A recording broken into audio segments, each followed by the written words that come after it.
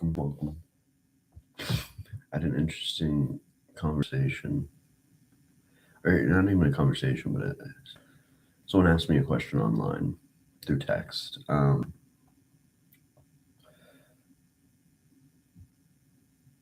It was along the lines of,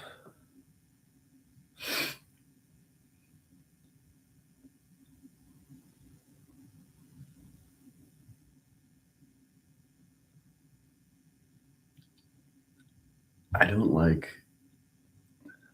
how do I say it? I don't like being predictable, even if I am. Everyone's predictable in a sense, but I like to play around with my words. I like to play around with ideas and mysteries, and this person was talking about how they always feel like they need to fix everything in their life and in life in general. And I said that I've come to find when I focus my attention on fixing everything, I end up doing the exact opposite.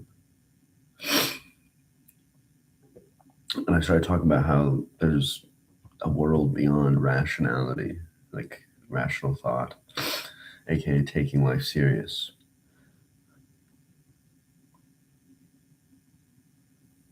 And I was telling him how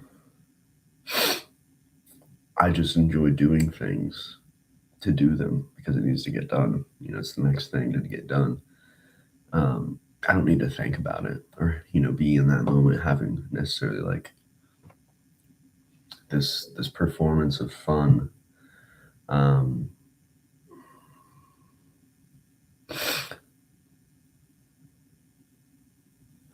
it's funny he says this, but he goes, because I said I end up doing the opposite when I try to fix everything.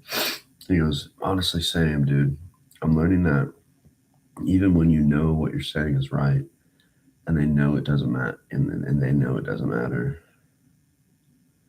He worded it weird. He's not the best texture, I will say. I don't, nor am I, but I think he's saying you can say the right thing to someone, and they can just not take your advice unless they want it to be fixed. It's really interesting. And I go, to me, nothing is ever really wrong. It's just different, you know. My attachment to words, or language ends up painting it to be wrong or right, right? And he goes, some things are, right? Like some things are definitely wrong. Come on now. But I see what you're saying. And then he goes, tell me, I know you like being serious and having deep conversations, but don't you ever feel like you're missing out on having fun? Like, I love that you're into that, and I'm happy for you, but it seems that you're always this serious, at least with me over the phone. Keep in mind, this is a text message, right? And I won't necessarily read what I responded. I'll kind of summarize it.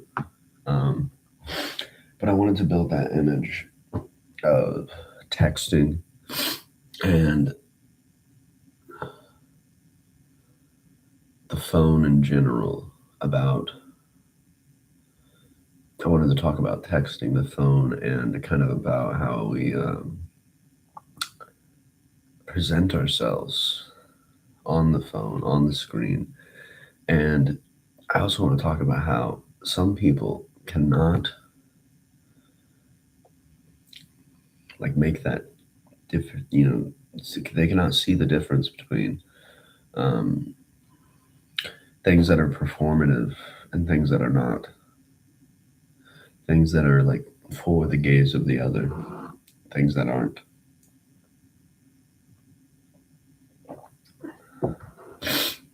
And I have a lot of like, I think fun is determined by you, right? So it's interesting to get projected onto that I don't have fun, but I think what it ends up being is, the way I interact with the world isn't always going to be fun to others, right? And that's okay. I'm not gonna sit here and just tell you that I'm right. No.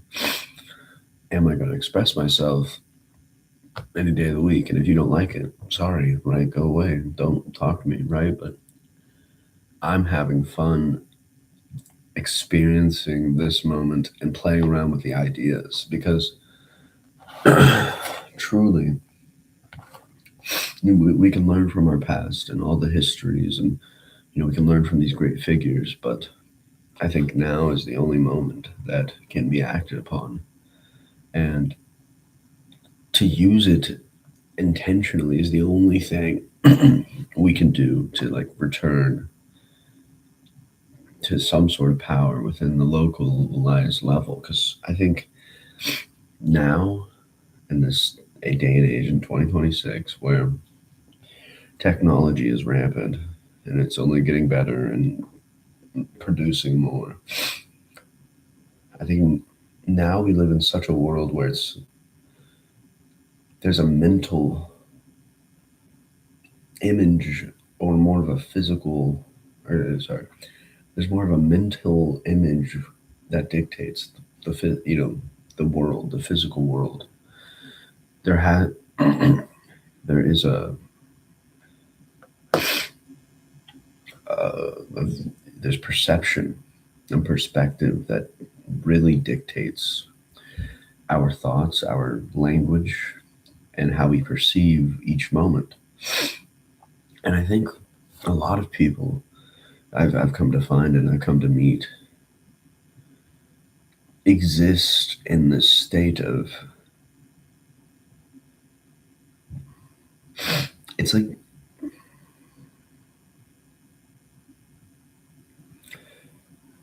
there's a there's a quote from the Tao Te Ching. I think it's the Tao Te Ching. Um, I'm trying to remember it. It's he who speaks does not know, and he who knows does not speak.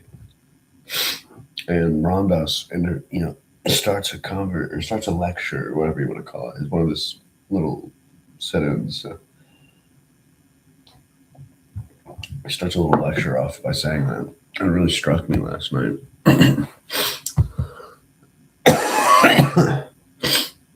Because you can hear things, same words being said, and if the person doesn't have the current, the energy behind it, then it won't say or sound the same. It won't be presented in the same way. When I heard it in that video, or that kind of audio log, he was talking about how he had to be both in those moments. And I guess that's what I'm trying to do in my day-to-day existence, where I'm like, I think there was a part of me that knew that I did not know, but I kept wanting to be right, and I kept wanting to have contentment within my happiness and a reason to do it. But there's no other reason than just the reason. You know what I mean? Like, you can paint it any way. And I think a lot of people get caught up in their reason for existing, and they want to be mirrored. And I mean, that forms tribes and social circles. And I think if you're not being mirrored, you end up mirroring the group you're in, you find yourself in, and you kind of just fall in line, which it's inevitable, right? I had another buddy text me. Um, he texted me about how he was going to take mushrooms, some psychedelic mushrooms, and he said that he was going to take a certain amount. I won't say it on here. But he said he was going to take a certain amount, and the person, or some people, were like, "No, that's too much," and they were giving him all this anxiety. Um, about it. All this extra thoughts and all their perspectives on these things, and he texts me about it. And he tells me that these people are doing that, and he's like, I trust your opinion the most because I want to talk more openly about my psychedelic usage because it's the foundation, or it has been the foundation for my life. Um, not, I will say, not that I indulge in it like every day or every week or every month. That's not the point of a psychedelic. Sorry. If you're doing it, if you're just constantly doing it, you're losing it. You're just fucking, you're chasing. You're not experiencing, you're not using it for intention, you're using it for access.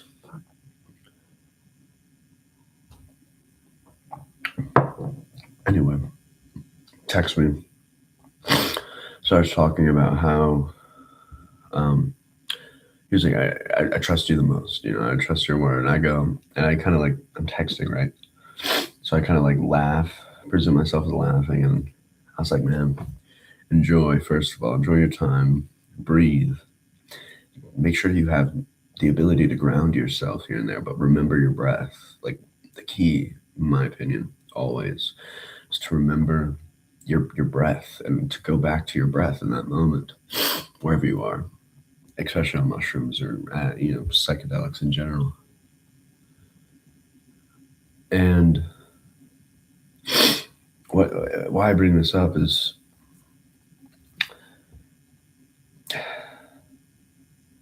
our internal dialogue is not always going to be matched. People are not always going to say what you want to hear. Now, I don't know if he went to me and just knew what I was going to say, right? But I think he has. To me, I think I can bring a perspective that is objective. I want to say, or like objective to the situation, right? Where it's individual to the context of the situation. In that moment, I'm like, man, if you keep listening to all these words instead of feeling, instead of being in the experience, then you're already done. You're already done tripping. And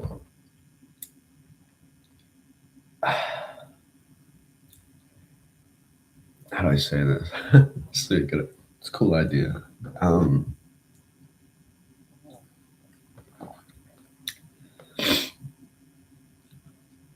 I think when we try to label everything as something, we lose the essence of our moment, of our experience, of our determination, of ourselves, our experience of discovery with ourselves. And I think a lot of people, and for whatever cause, right? Well, we're not here to get into the causes. I think we're here to just experience and to kind of talk about, well, my day to day experience with people in the world, interactions. I've noticed that fun or being happy is the point of view for these people who have never not soaked into their shadow, where they're facing their dark side. They're facing this the nothingness of a while you're meditating. There's nothing there. You're kind of removing your thoughts, and or when you find yourself maybe at work and you're just sitting within the your schedule. You're sitting within your 9 to 5, contemplating on the nothingness of what you're doing. You're thinking about how the fuck am I doing this, working this. You're waiting till 5 o'clock to get off, and then you're gonna go back to. You're gonna find that nothingness again. That well, you've chased the environment. You've designed your environment I've designed my environment behind me. And then now I'm in here in the landscape.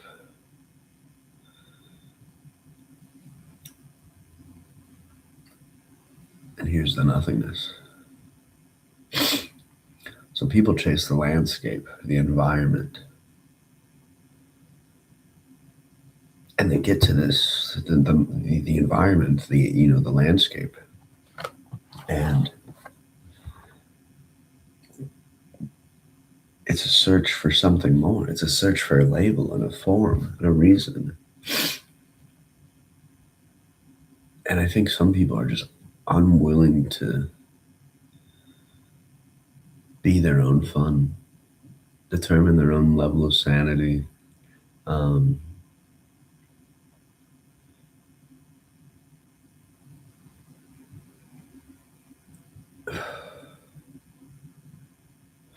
I find freedom in the nothingness. I can choose anything. I can choose my thoughts, and I can choose what I can focus my attention on.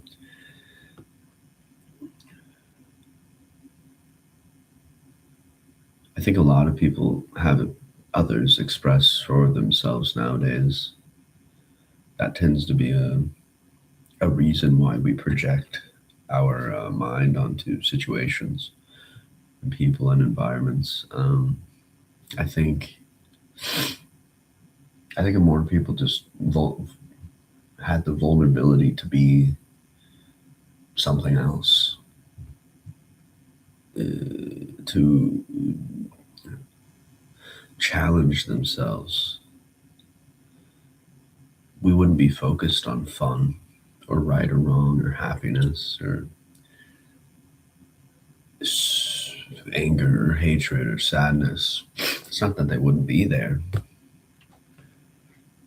but it wouldn't be the topic of conversation. And I think those topics of conversation, if you're willing to express yourself properly about why you're not having fun, why you're not happy, why you're sad, and all these things, but these people are not willing to express that or figure it out. They want to soak in it. They want fun now. They want to figure out why they're unhappy now. They want a resolution now. Synchronistic. A little alarm going off.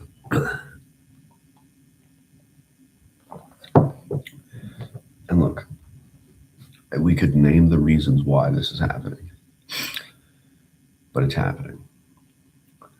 And what I think the people who are going to change our future are the people who are focused on devoting themselves to their own lives, their own people inside their lives, and they're focused on building something grand, something to walk in and to wander upon and smile, and to not have the luxury of not thinking, to exist beyond. Here's a painting I worked on yesterday, just a little fun one. It's kind of just I like weird creatures. I like little alien creatures for a few reasons, but they end up just being what I draw. I like drawing little just random guys too. And the question I ask myself with that, right? It's like, I think a lot of people go into the mindset of like, oh, is it good? Oh, is it good? What could who could I compare it to? I sent a picture of one of my other paintings to my dad, and it made me happy. First of all, I did this. I don't do this much, but he told me what he saw in my painting, and I didn't see what he saw, and I was like smiling at it. I was like, "That's cool. I didn't see that. Thanks for opening up." But he wasn't comparing or giving it like an A for effort, right? Or a measurement. It was just like, that's cool. You did that. Cool. Hell yeah. And I think that's as simple as it gets. I think when you're dealing with these complex people, everything must have a fucking reason. And the thing is, those complexities of people, they attract to people who are like the opposite of that, where they're just in the now, having fun, doing it. It's weird. It's a weird fractal universe. Patterns are forming. It all ends up being the same fucking thing. Different words.